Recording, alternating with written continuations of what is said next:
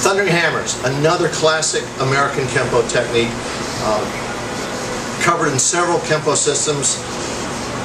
It goes back, I've seen black and white video of Mr. Parker doing it from the early 60s, late 50s time frame, back in the days when it was big, lumbering motions. Right? I say lumbering, but if you ever watch Mr. Parker move, he does not lumber.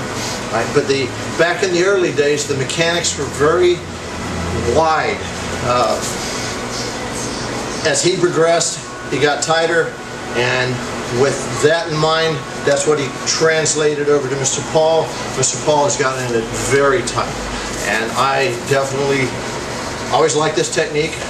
There's some variations on it that we'll show at the end, but it's a great technique, another meat and potatoes Kempo technique. So let's have a look at it from the book perspective. Right, the idea again, step to right straight punch. We're going to the outside of the attack.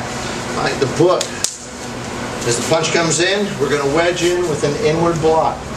Right, from there, the book again, we're just going to float in to those ribs, loading.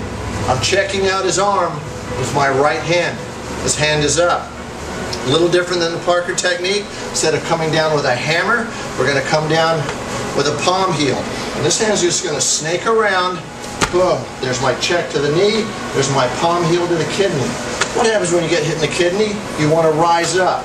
So as his head comes up, his hand's just going to contour up his back, pop the back of the head, keeping him down, allowing this and checking the arm at the same time, allowing this hand to come up, and hammer right to the mastoid. Right, catching. This is a good knockout shot.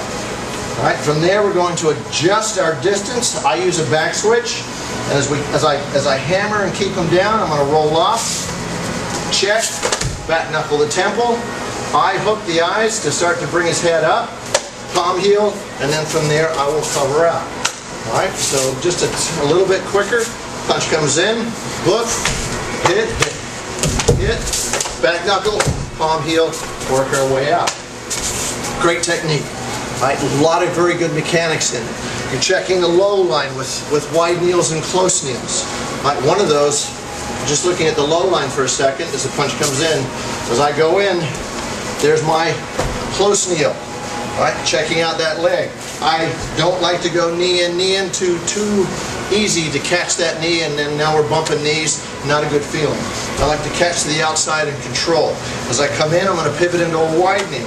That in itself is a strike all alone, right? But hey, we're Kempo guys. We're going to hit twice on the same piece of mechanics. Boom, bring the head up, checking it down, allowing this hand to roll around. And there's my second or my third pivot, hammer. And then from there I'll do my back switch, back fist around, hook the eye, bring his head up, palm heel, smack him on his back, work our way out. Now, flavors. Years ago, one of the Vegas camps, women were teaching this. And I thought this was kind of neat. Let's try it from a different angle. Get your cup on. Alright, this is a way it's taught to a lot of women. Like the Parker technique, as it comes in, the Parker technique was a relatively 45-degree rigid arm. Boom, catching it across the midsection. Well, that works well and good for big guys.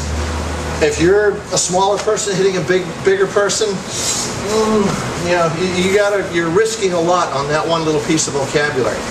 Right? Mr. Paul comes in with a direct energy weapon, right?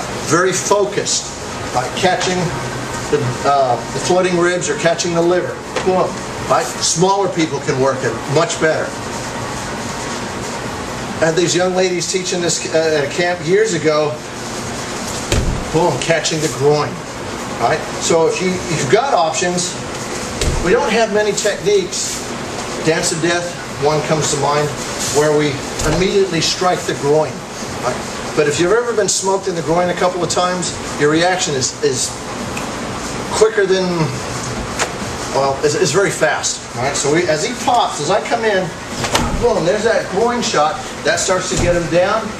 there's the contour, boom, boom, there's that check, there's that hammer, back fist, and we can work into the technique from there, right? Nice and quick. So again, there's an option. Palm healing to the groin. Let's go back to the technique from this angle, just a little bit quicker as the punch comes in, as we work our way through. Right? A little bit quicker, a little bit faster, and you can get tighter than that. There are aspects of this, let's change angles again, where that strike comes in, boom. All right, get my hit through from here. You can play with the timing so many different ways in this one technique. Does it hurt? Sorry about that. All right. All right, there's some catching. That hurts. That hurts. That hurts. That's done. Okay? So don't get caught up with speed on this. Get caught up with targeting. Get caught up with mechanics. One last thing I want to point out, the entry. In the beginning, it's a wedging motion. Boom. It comes up like you're drawing a gun out of your holster, and you wedge in as he throws that punch. And it kind of glides off and allows you to keep that momentum going.